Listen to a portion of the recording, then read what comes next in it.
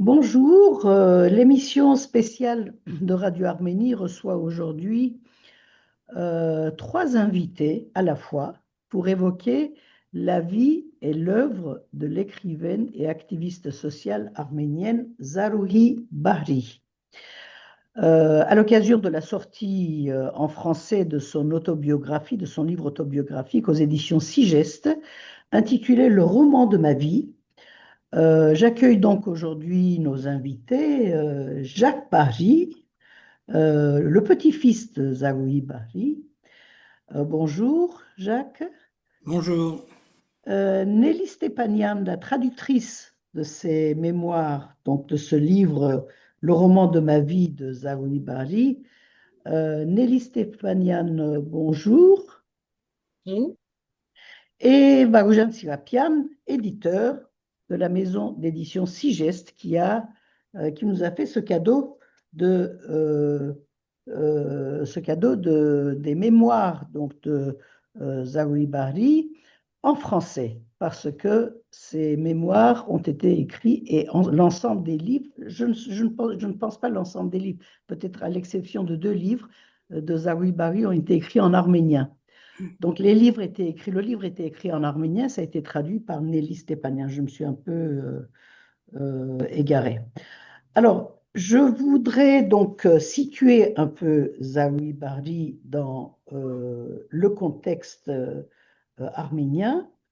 Donc, l'objet de cette interview, c'est d'évoquer une personnalité aux multiples facettes de la première moitié du XXe siècle, alors qu'elle est née en 1880 à Constantinople, c'est-à-dire l'Istanbul d'aujourd'hui, mais c'était un autre monde en 1880.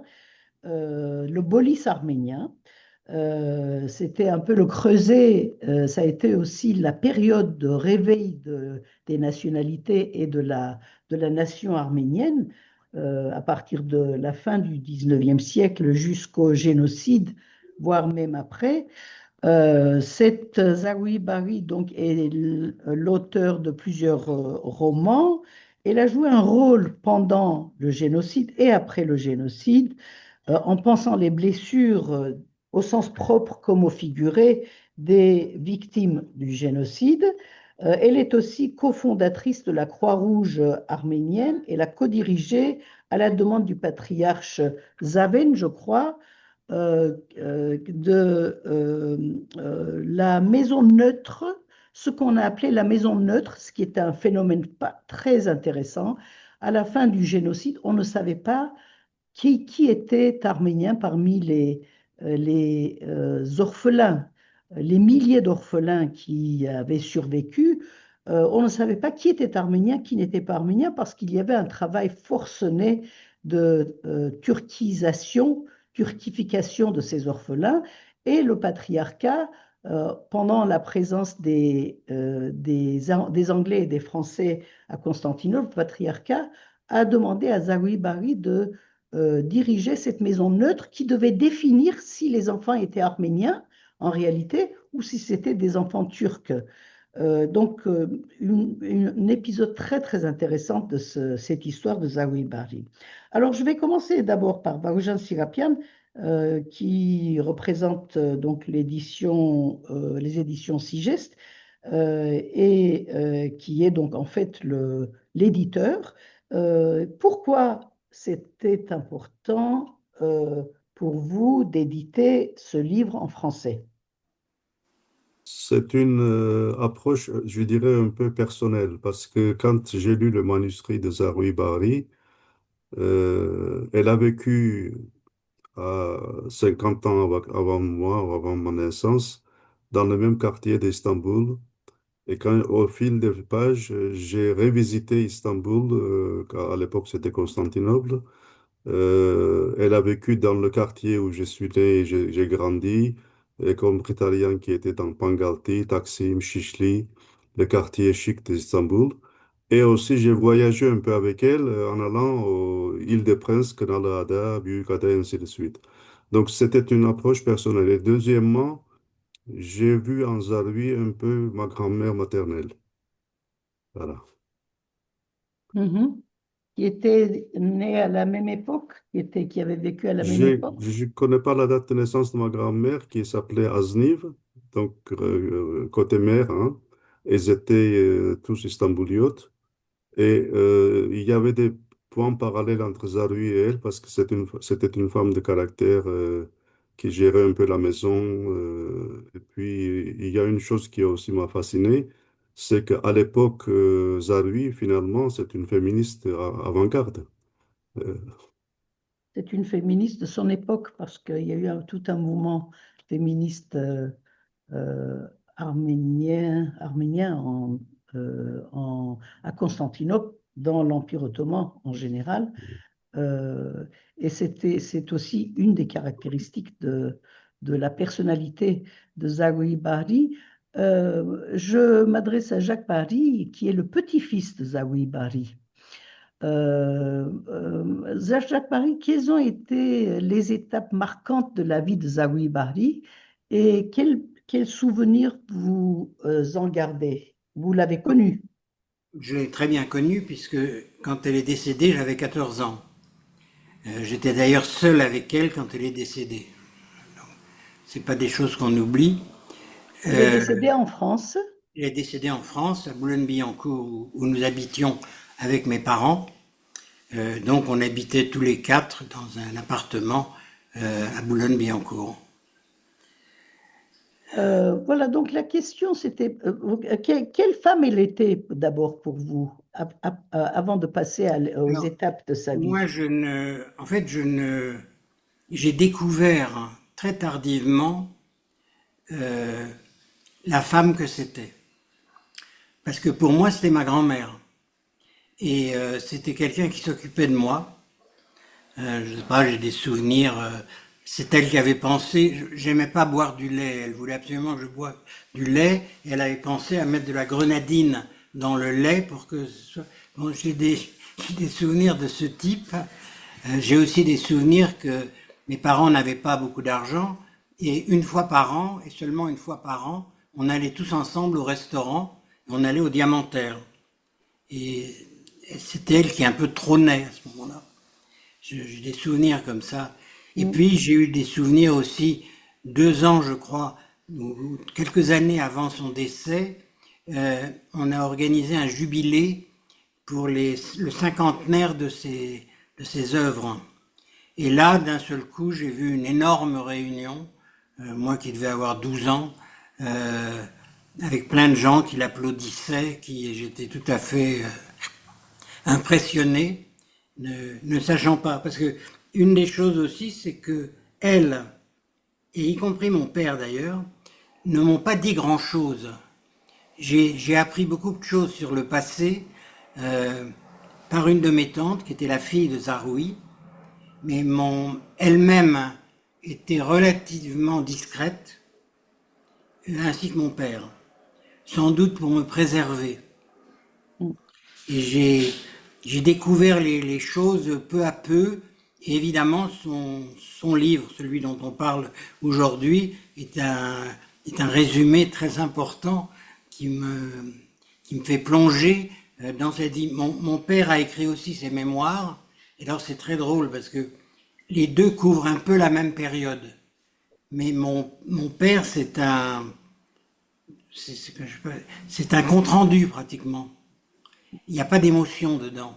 Enfin, l'émotion provient de ce qu'il raconte, mais c'est décrit sans émotion. Alors Mm. que le roman de Zaroui Bari, au contraire, il est plein d'émotions. C'est sans doute la différence entre les deux personnes aussi.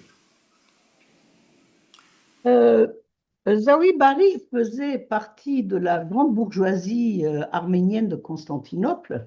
Elle a vécu avec une gouvernante à son service. On voit dans ce livre que c'est une femme d'une grande classe. Et vous dites que vous n'étiez pas très riche et vous alliez au restaurant très rarement, etc. Donc, comment elle avait vécu je dirais pas bien entendu le terme déchéance, mais comment elle avait vécu ce déclassement de la vie faste de Constantinople où elle vivait dans des palais et ensuite elle s'est retrouvée sans le sou à Paris. Oui, mais c'était justement là où apparaissait sa force intérieure qui lui a permis de résister à ce déclassement. Euh, et que ce soit mon père, que ce soit mes tantes, elles aussi ont vécu ce déplacement. Pour vous donner un exemple, mais mon grand-père, donc le mari de Zaroui Bari, avait été avec ses enfants à Paris en 1913 ou en 1912, je ne sais plus.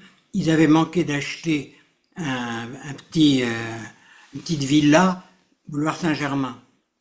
Et mon grand-père avait refusé en disant, si j'achète cette villa, mes enfants vont venir y vivre et ils seront plus arméniens. Évidemment, quand ils sont revenus quelques années plus tard sans un sou, ils ont certainement regretté un peu ce choix. Mais je vous raconte ça pour vous donner un peu une idée. C'était des gens riches, pas très riches, c'était pas des milliardaires, hein. C'était des gens riches, aisés, mais dont la morale, dont l'éthique et dont la force de volonté et le nationalisme étaient certainement supérieurs à leur goût de l'argent. C'était pas des... mon grand-père était un avocat de Constantinople, c'était pas un homme d'affaires.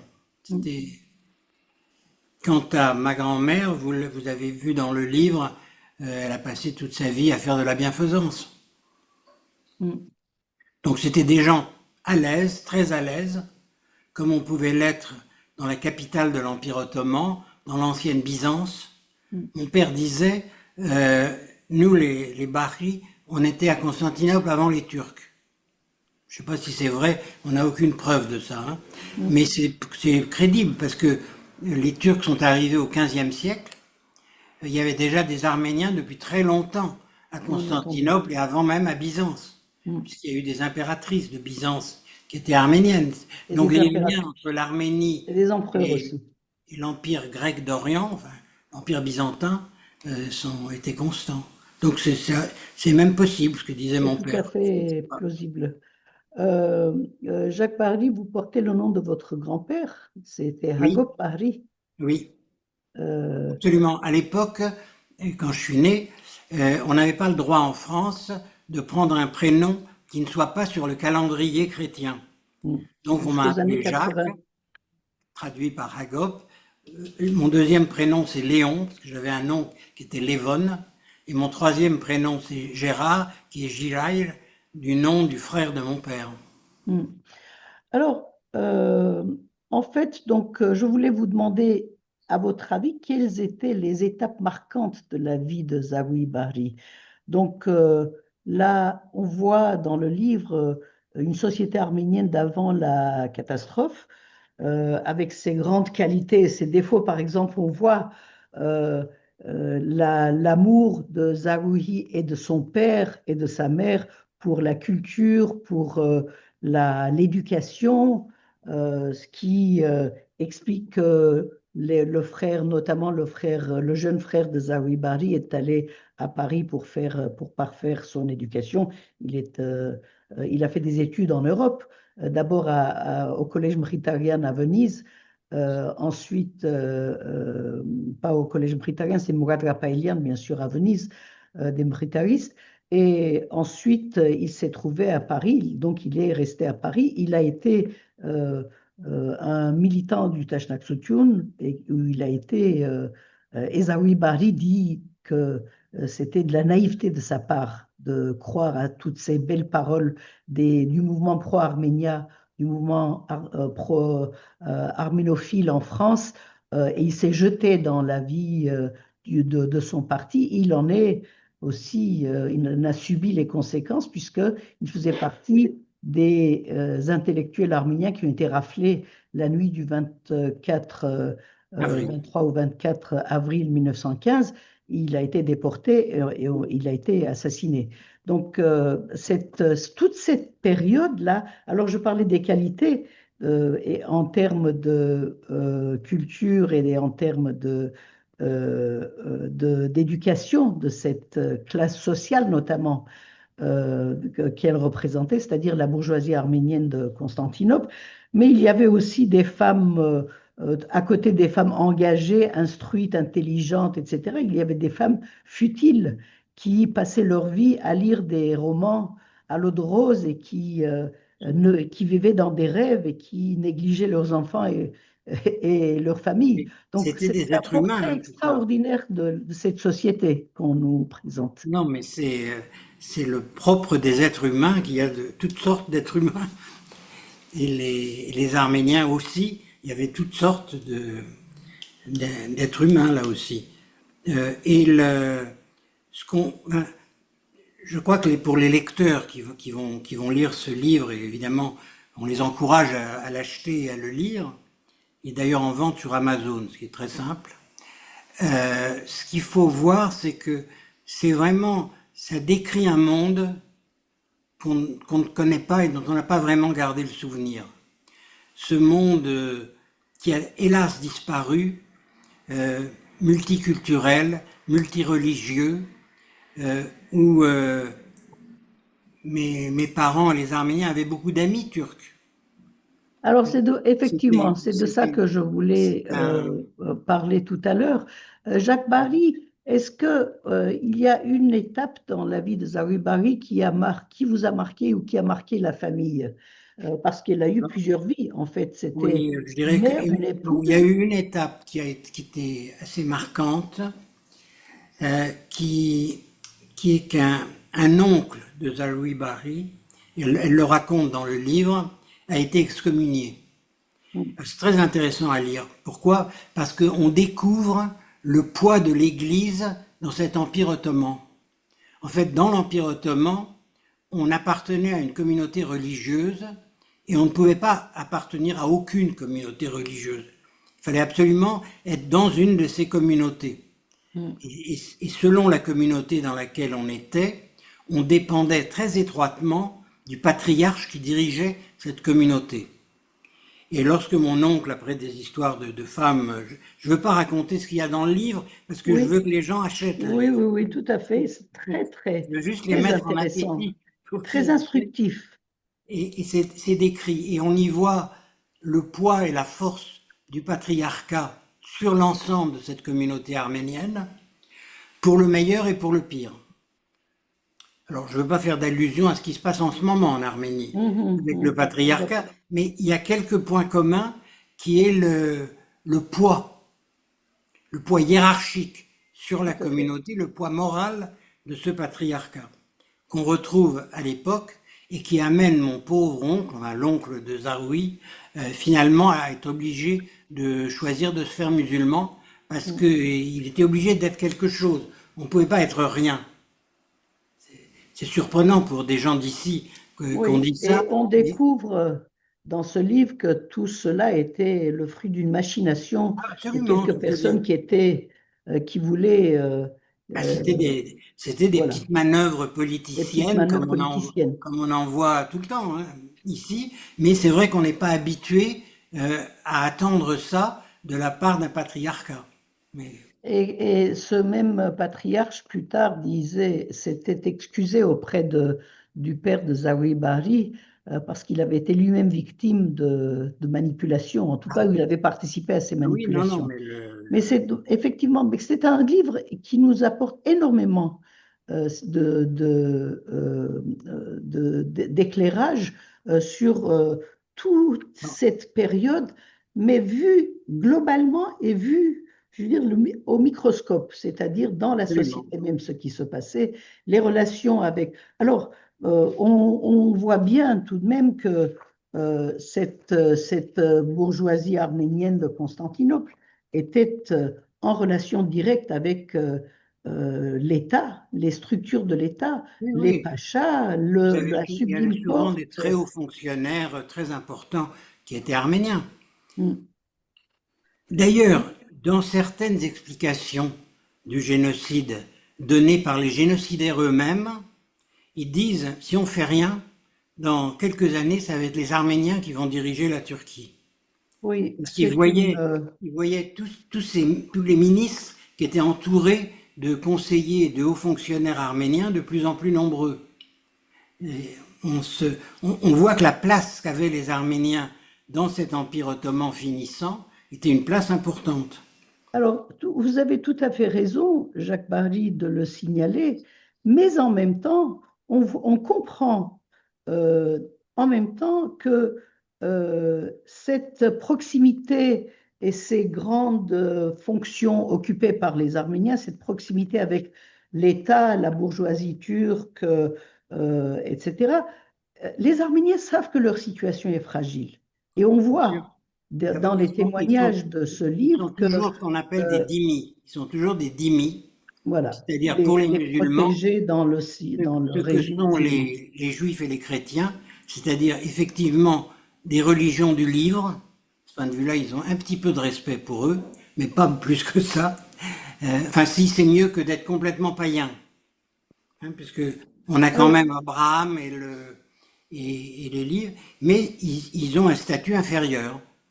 alors, ils ont un statut inférieur, même quand ils vivent très bien, même Ah quand oui, ils oui, ont des fonctions très honorifiques, ils savent qu'il y a un danger qui plane au-dessus tout à de fait, leur tête. tout à Et fait. ce, avant même le génocide, et voire même avant les massacres, les premiers massacres de 1895-96, dont Zawi Bari fait une description assez juste. euh, euh, Plus tard, donc, le génocide, sa sœur Adrinée a été déportée parce qu'elle ne se trouvait pas à Constantinople à ce moment-là, et elle a été déportée, elle n'a plus de nouvelles d'elle, et son frère Parser, en tant qu'intellectuel engagé, a été déporté effectivement aussi, Je Parser pense que Shabazz. ce qu'il faut voir aussi, c'est que comme beaucoup d'Arméniens de Constantinople, ils ne sont pas partis en 1915, ils sont partis dans les années 20. Et de ce point de vue-là, moi je renverrai volontiers à un livre de Raymond Kevorkian, qui est sorti récemment, qui s'appelle Le parachèvement du génocide. Tout à Et fait. effectivement, Atatürk a parachevé le génocide, alors qu'il est souvent présenté en France comme un laïc, comme un héros positif. Oui. En réalité, c'est lui qui a terminé le génocide, qui l'a poursuivi. Qui a mis une Et, fin à et dans l'existence des Arméniens sur ces terres. et dans le roman de ma vie de Zaroui Bari, elle raconte au passage, entre autres, de quelle manière ils sont, pour prendre un terme moderne, squatterisés par des Turcs et qu'on ne peut pas les faire sortir de leur maison. Leur maison, alors qu'ils y sont, est squatterisée par des Turcs, il n'y a pas de moyen de les faire sortir. Donc tout ça, c'est des éléments qui vont pousser à l'exil. Tout à fait. On va en parler tout à l'heure, mais je voudrais m'adresser à Nelly Stépanian, la traductrice. Nelly, Une vous êtes remarquable traductrice. remarquable traduction. Nelly, vous êtes vous-même d'Arménie, et donc vous parlez l'arménien oriental. Et les mémoires de Zawi Bari étaient en arménien occidental, l'arménien que nous parlons en diaspora, dans la majeure partie de la diaspora. D'abord, qu'est-ce qui vous a amené comment vous en êtes arrivé à traduire ce livre? C'est une commande, c'est une volonté personnelle? Comment vous y êtes arrivé? Alors, à vrai dire, c'est mon troisième livre traduit. Le premier, c'était Les glands blessés de Demir Samnez sur le blocus et l'occupation du Haut-Karabakh. Deuxième, c'était Palou Paris, un parcours arménien de Valoujan Sirapian et ma première expérience avec les éditions Sigest. Mais les deux traductions étaient du français vers l'arménienne, ce qui est normal, C'était plus entre facile. guillemets, pour moi car je suis native d'Arménie. Et donc, en finissant le livre Palou Paris, j'ai, via notre amie commune avec Jacques Paris, j'ai reçu une proposition de traduire le livre de Zaroui Bari, le roman de ma vie. Et donc, pour moi, au début, c'était non. Je me suis dit, je ne pourrais pas. Après, j'ai réfléchi. Ensuite, je me suis lancé un défi. Je me suis dit, pourquoi pas, peut-être devrais-je essayer. Et je me suis équipée du matériel nécessaire, dictionnaire arménien, français, français arménien, aussi occidental, version numérique, etc. Et j'ai commencé à en traduire une petite partie. Mais je précise que je ne disposais que la version imprimée en arménienne occidentale. Mhm. Et comme on dit en Arménie, ce qui doit arriver est arrivé, arrive. Jacques Barry est venu à Yerevan, on s'est rencontrés À la et baguette. puis On convenu s'est rencontrés à pour la la baguette. traduction. Pardon? À la baguette, on s'est À rencontrés. la baguette. Voilà, ça s'est passé comme ça. Alors, quelles ont été les difficultés de traduction pour vous? Parce que j'imagine qu'il y avait une terminologie en arménien occidental qui est quand même différente de l'arménie. Et quand on n'a pas l'habitude de lire l'arménien occidental, ça doit être compliqué. Oui. D'abord pour la traduction, en ce qui concerne la traduction, je tiens à dire que ce sont surtout Monsieur Sirapian qui m'a aidé pour les noms et les expressions turques et Jacques Barry qui m'a permis de comprendre de nombreux passages. Sans leur aide, je n'aurais pas pu aller au bout de ce travail. Euh, voilà, donc comprendre l'arménienne occidentale, oui, c'est pas facile, mais des fois il fallait lire, relire, encore une fois traduire, supprimer, réessayer, voilà. Et donc, avec l'aide de Varoujan, bien sûr, donc ça a été possible. Mais une dernière question très personnelle. Comment vous avez senti Zaroui Bari, le personnage de Zaroui Bari? Zaroui est une femme forte, forte, mais en même temps rêveuse, simple, pourtant noble, noble. Elle a tant fait pour notre patrie, pour le peuple arménien, et elle a tant sacrifié euh, pour ce même idéal. Une autre à sa place pourrait profiter de sa vie aisée à Constantinople. Elle, non. Mais non. Elle a choisi de lutter, prouvant qu'il est possible de rêver et d'atteindre ses rêves, aussi difficiles soient-ils. J'admire profondément Zaroui. C'est précisément sa force qui m'a été transmise, euh, voilà, et m'a donné le courage d'accomplir et de mener à terme ce travail difficile pour moi. Merci Nelly.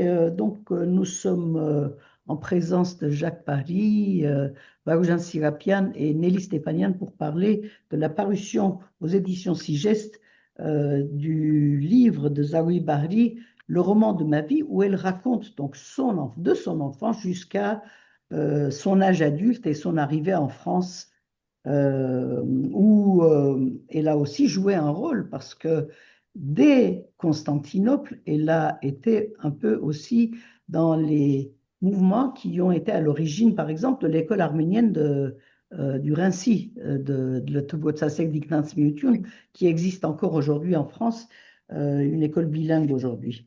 Euh, Dont je suis toujours un soutien parce qu'elle m'a demandé de le. de le, Je le savais que c'était soutenir. important pour elle de Brotsassel, ça. Mm.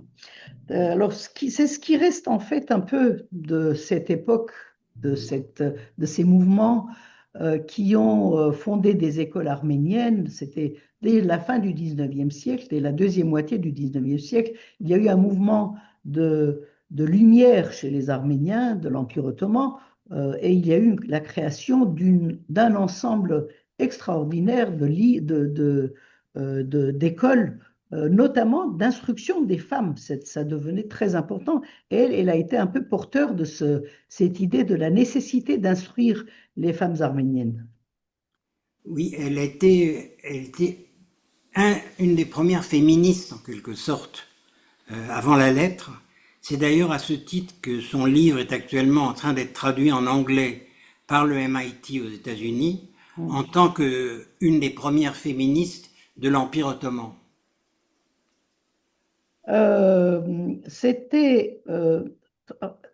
un livre assez extraordinaire tout de même. Pour ceux qui connaissent un peu l'histoire contemporaine, c'est un livre où on voit défiler des personnages mythiques de la vie culturelle, religieuse, politique, comme Comidas, comme le patriarche Tourian, comme l'avocat et écrivain Kriko Zohrab, l'écrivain Dikhan Gamsaragan, le député Agnouni, les acteurs du mouvement arménophile de France, parce qu'à un moment donné, elle est venue à Paris, elle a vécu un peu à Paris avant de retourner à Constantinople, et elle a rencontré, donc elle a participé à des réunions du mouvement arménophile de Pro-Arménia, où elle a entendu donc les Pierre Guillard, voilà, donc les acteurs de ce mouvement, Pierre Guillard et d'autres, et elle était assez sévère tout de même à la fin de sa vie de ce qu'elle a vu à Paris, parce que ces intellectuels, en fait, pour elle, faisaient partie de l'opposition. Ils n'étaient pas au gouvernement, ils encourageaient les Arméniens, dit-elle, à se rebeller contre le régime pour avoir l'égalité et pour leurs droits, parce que elle dit, eux, ils ne risquaient rien, mais mon frère a été victime du génocide aussi parce il a cru à ces idées de libération, dit-elle. Une chose qui est très frappante dans ce livre, c'est que la vie des Arméniens pendant toute cette période n'a pas été un long tunnel où ça va de mal en pire, mais a été une succession d'espoir et de désespoir. Il y a eu énormément de choses où ils ont cru, à l'arrivée, à la révolution jeune turque contre l'Empire ottoman, les Arméniens adhèrent et pensent que ça va être la libération pour les Arméniens. Le résultat, ça a été le génocide. C'est encore pire. Il y a lorsque les alliés occidentaux occupent le Bosphore et sont à Constantinople, les Arméniens disent tous, les Anglais ont voulu pendant les siècles, ont voulu occuper le Bosphore, jamais ils ne l'abandonneront. Un an après, ils s'en allaient. Ils l'ont abandonné. On pourrait continuer. Hein. Les réfugiés arméniens qui se sont réfugiés en Cilicie étaient persuadés que jamais la France n'abandonnerait la Cilicie. Ils sont partis. Enfin, donc c'est terriblement éprouvant, je pense, pour les Arméniens, parce que ça n'a pas été quelque chose de linéaire où ça allait de mal en pire. C'est une succession d'espoir et de désespoir et de déception par rapport à des espoirs. Et on voit très bien tout ça dans le livre. Très intéressant aussi de voir se dérouler les événements sur place à Constantinople. Alors, on voit donc la description de la manifestation pacifique organisée par le parti Hunjakian à Constantinople pour demander des droits égaux aux Arméniens qui étaient soumis, bien entendu, comme des citoyens de seconde catégorie, étant donné qu'ils étaient des dhimmis, comme vous disiez. On voit se dérouler donc ces événements qui ont marqué finalement l'histoire contemporaine arménienne. Et cette manifestation pacifique de Baba Ali, organisée par le parti Hunjakian, qui a eu pour réaction les premiers massacres des Arméniens de la fin du 19e, 20 ans avant le génocide, 300 000 morts quand même dans les provinces arméniennes, mais pas seulement, aussi en Cilicie. On voit, si vous voulez, une description détaillée des choses qui se sont déroulées, qu'elle a vécues. Elle a observé tout ça. Elle était une observatrice, si vous voulez, et attentionnée et impliquée dans ces événements. Effectivement, tous les massacres de la période d'Abdulhamid étaient déjà, à la différence de massacres précédents qu'il y avait déjà eu, étaient déjà dans une perspective génocidaire, à dire vrai. Ils étaient déjà dans une perspective, on ne veut plus d'Arméniens sur ces territoires. Mm. Ça commence, c'est moins abouti comme réflexion qu'avec Talat, Enver, etc. Mais c'est déjà le début, et c'est très différent de tous les massacres qu'il a pu y avoir au XVIIe, XVIIIe siècle, qui étaient des massacres où ils faisaient attention de ne pas tuer la poule aux œufs d'or. Mm, mm, Ils venaient piller tous les 30 ans, et ils laissaient les choses se reconstituer, ne serait-ce que pour pouvoir retourner piller encore. mm, mm. La volonté génocidaire est différente. Elle est un nettoyage ethnique complet. Alors, on sait tout de même que Abdulhamid, le sultan Abdulhamid, qui a organisé ces grands massacres de 95-96, qu'il avait fait ce qu'ils appellent maintenant, de manière très soft, de l'ingénierie démographique. C'est-à-dire qu'il avait fait venir des Tchétchènes qui fuyaient la guerre russo-tchétchène dans le Caucase, des Tchétchènes, des Tcherkesses, etc., et qui venaient armés piller les paysans arméniens. Et donc, on leur avait donné tous les droits, ils pouvaient faire ce qu'ils voulaient, il y a en toute impunité. Et il y avait, si vous voulez, même le découpage administratif du début du siècle dernier, c'est-à-dire du XXe siècle, découpage administratif faisait que les Arméniens ne devaient plus être majoritaires dans les régions arméniennes, dans les provinces arméniennes. Et on voit bien que avec la description qu'elle fait, on voit bien que euh, les massacres sont faits aussi dans cette perspective, c'est-à-dire Absolument. non seulement de réprimer toute C'est une velléité de volonté liberté pour génocidaire. les Il y a Arméniens, déjà une mais aussi volonté pour génocidaire. les limiter dans l'espace aussi. Et Alors, je voulais donc dire que cette narrative de votre grand-mère, Zawi Bari, euh, dépasse la vie d'une simple personne. Et c'est ça, à mon avis, qui était intéressant. Et Vaoujan Sirapian, je voulais avoir votre avis sur cet aspect-là des choses, en plus de votre motivation personnelle qui vous faisait penser à votre grand-mère. Est-ce que vous avez aussi voulu montrer quelque chose d'autre que la simple vie de Zawi Bari? Exactement. Tout à l'heure, je parlais de ma motivation personnelle, mais il n'y a pas que ça. En disant au fur et à mesure que Nelly traduisait le livre, donc j'ai parcouru pour différentes raisons, pour des corrections, tout ça. Et c'est là que je me suis fait la réflexion. Finalement, il y a un parallèle et il y a une continuation de turcification de la Turquie en excluant surtout les Arméniens, mais pas que. Par exemple, finalement, elle vient en France. Moi, ce que j'appelle, ce sont des exilés volontaires. Et vous parliez tout à l'heure d'une étape importante dans sa vie.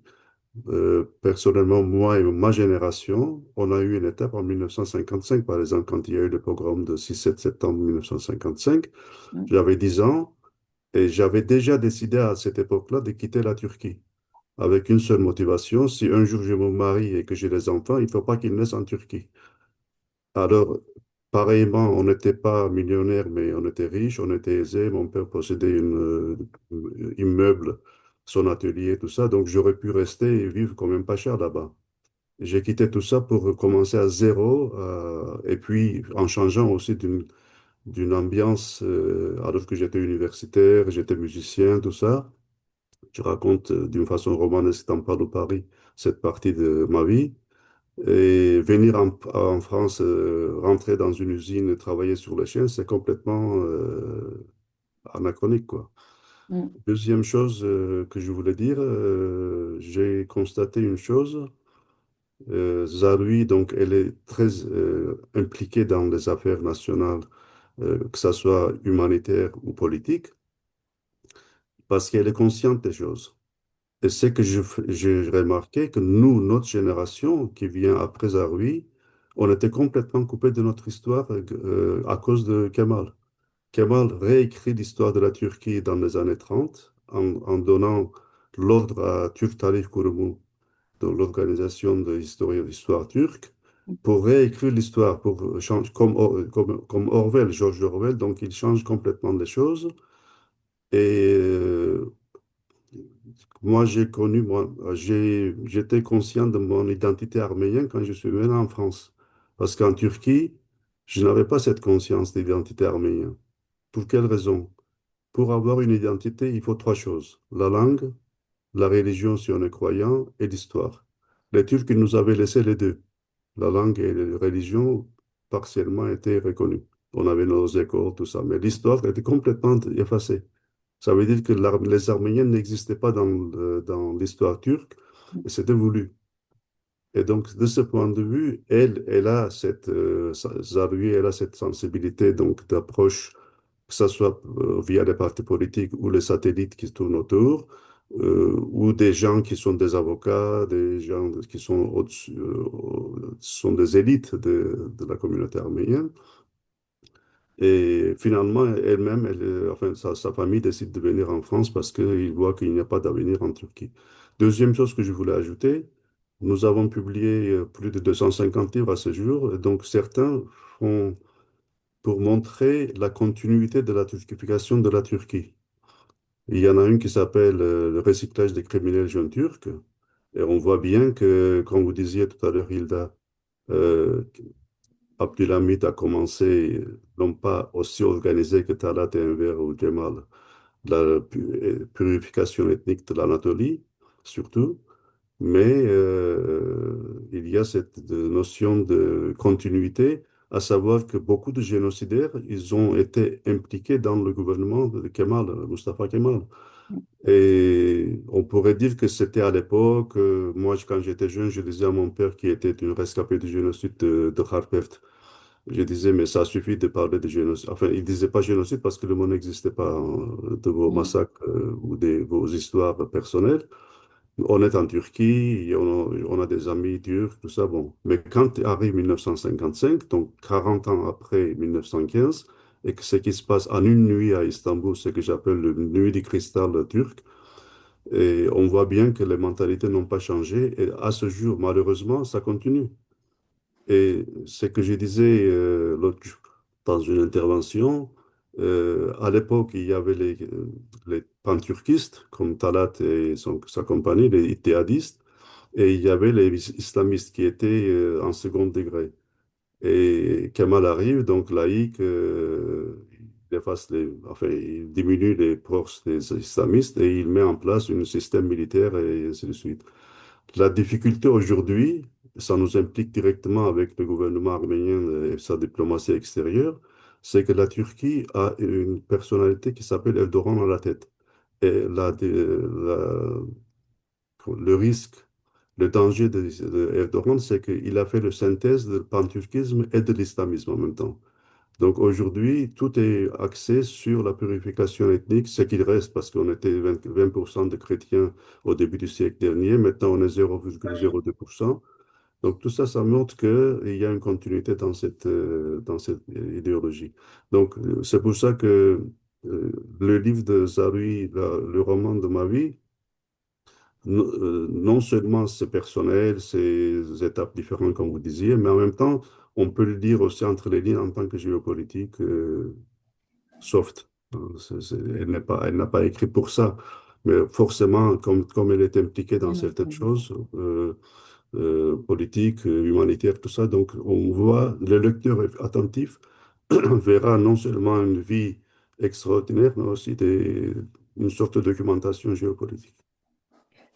De ce que vous dites, Varoujan, et de ce que dit Jacques Barry, on tire aussi une leçon. Les Arméniens tirent la leçon suivante. Jacques Barry dit que c'est un mouvement, si vous voulez, d'espoir et de désespoir, de tragédie, cette histoire de l'Empire ottoman jusqu'à aujourd'hui. Et ça ne s'arrête pas parce que en Occident, on pense encore globalement que les méfaits de l'Empire ottoman, les massacres des chrétiens, etc., ont pris fin avec la République. Or, on voit en 57 ce qui se passe avec les chrétiens, et voire même avant, vous connaissez cet épisode de la Deuxième Guerre mondiale où on a déporté les chrétiens et les juifs,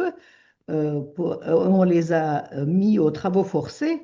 En euh, 1942, à cause de 1942, donc impôt sur la fortune.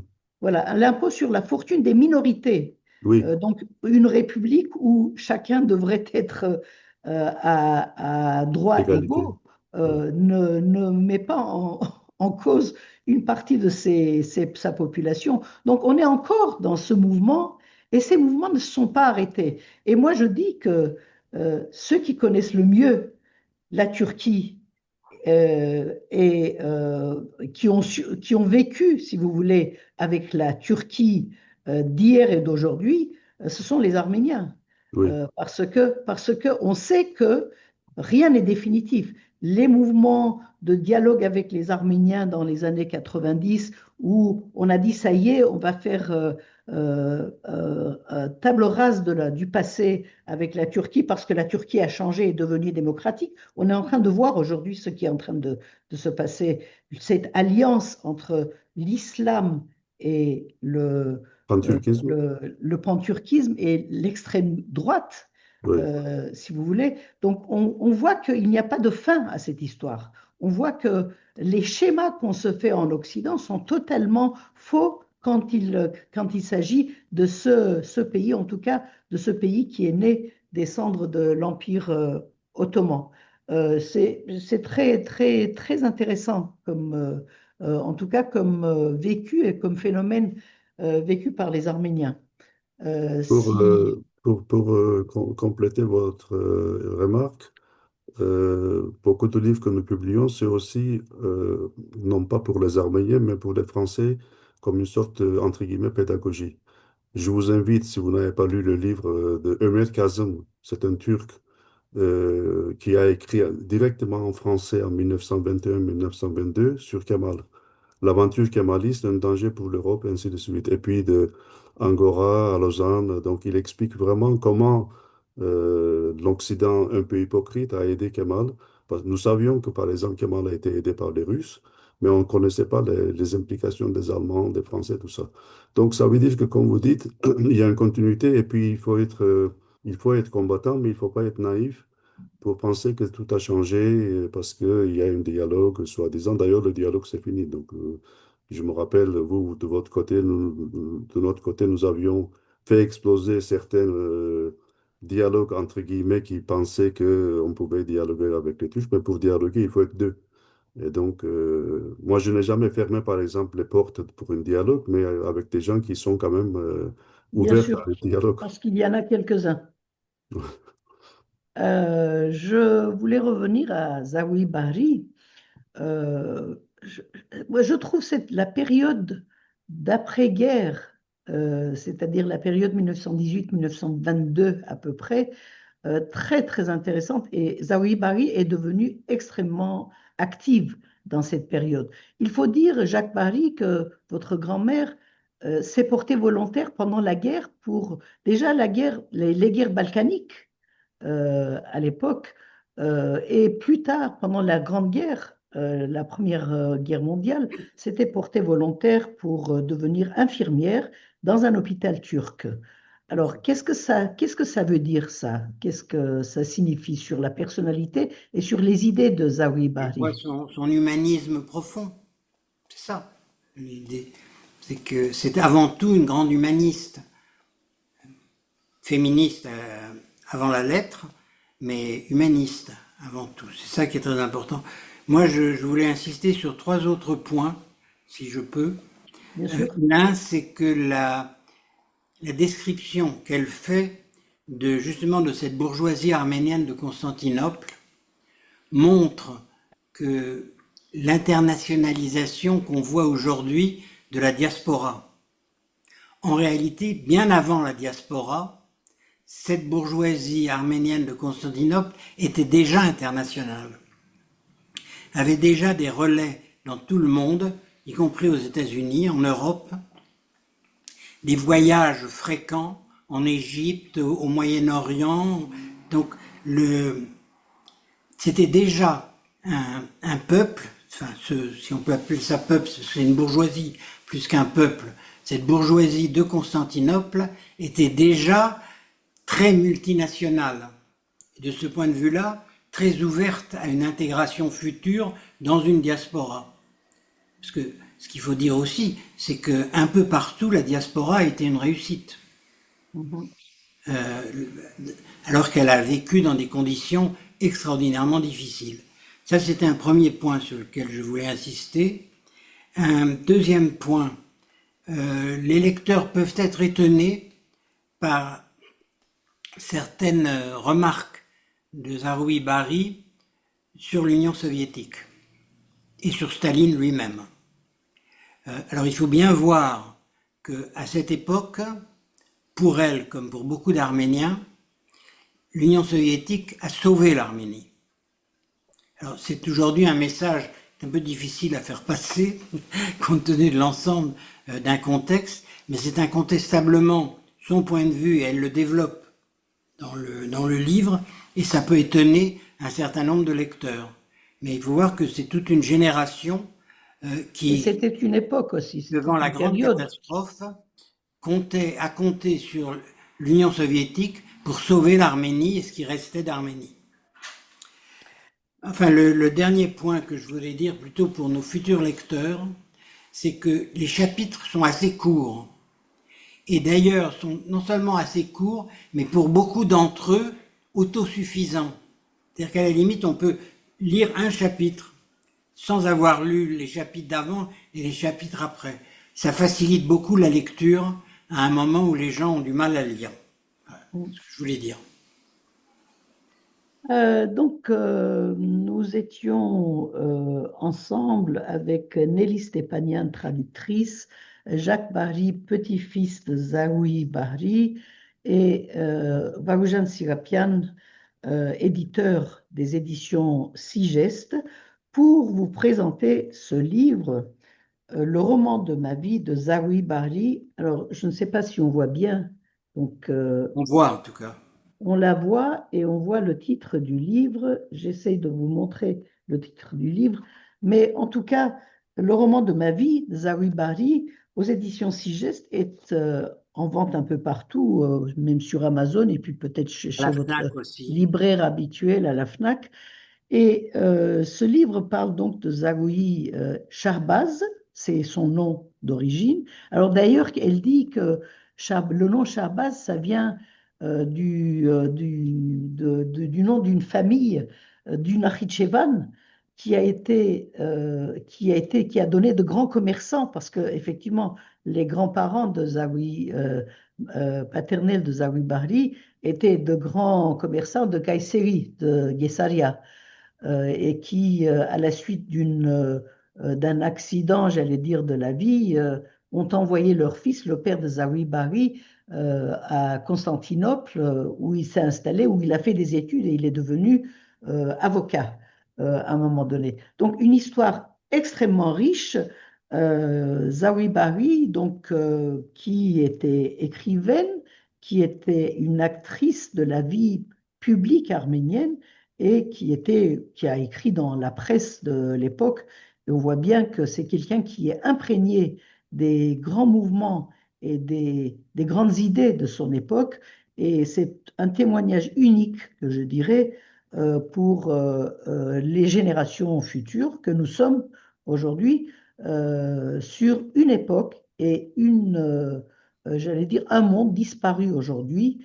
C'est cette époque de la grande bourgeoisie arménienne de Constantinople qui est aujourd'hui, qui a été, j'allais dire, écrasée par, d'une part, le génocide, d'autre part, par la disparition des Arméniens sur les terres arméniennes et de l'Empire, et par aussi, plus tard, par Mustafa Kemal qui a parachevé, comme vous disiez, vous faisiez référence au livre Raymond Raymond Kevorkian. Kevorkian, qui a parachevé le génocide des Arméniens, qui a définitivement exclu l'élément arménien de ces territoires et de la ville qui est devenue Istanbul aujourd'hui. Il y a une présence, bien entendu, à Istanbul aujourd'hui qui n'a strictement rien à voir avec ce qu'était cette société arménienne du début du siècle dernier.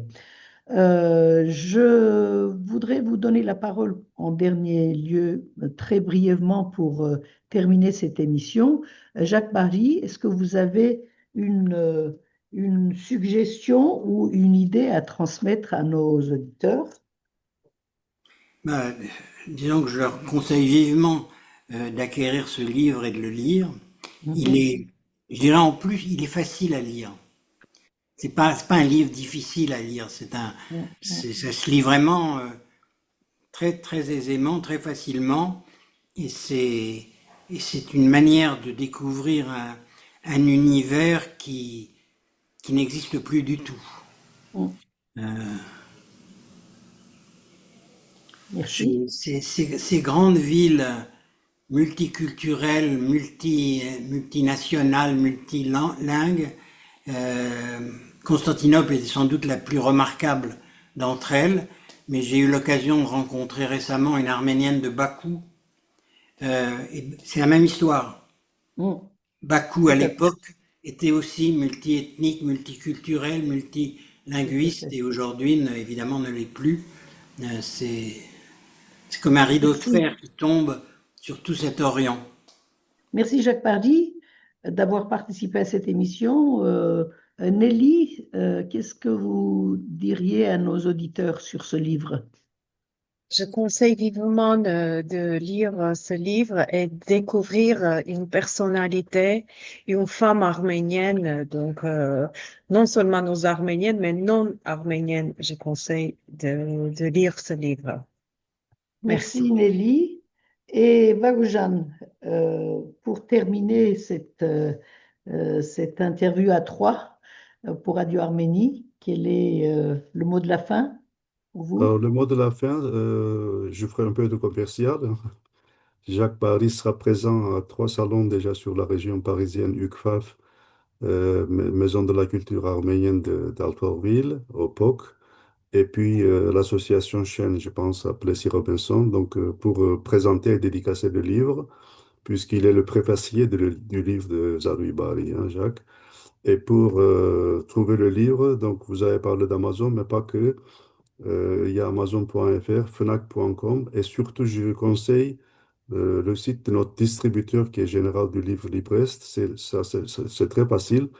En un seul mot, lalibrairie.com. Vous tapez lalibrairie.com, vous tapez le nom du roman, de l'auteur, vous trouvez facilement. L'avantage avec ces distributeurs, c'est que vous pouvez commander le livre et il peut le livrer chez un libraire dans votre quartier ou envoyer par la poste. Voilà. Et puis, je conseille vraiment les lecteurs futurs de lire ce livre qui est vraiment, on peut le considérer comme personnel, documentaire, très sensible, les côtés humanistes de la personnalité qui était Zaroui Bari. Merci à vous trois d'avoir répondu à mes questions pour l'émission spéciale de Radio Arménie. Je vous rappelle que nous étions avec Jacques Paris, Nelly Stepanian et Vaoujan Sirapian pour vous présenter cet ouvrage de Zaroui Bari en français, Le roman de ma vie, aux éditions Sigest. Merci, à bientôt. Merci. Merci.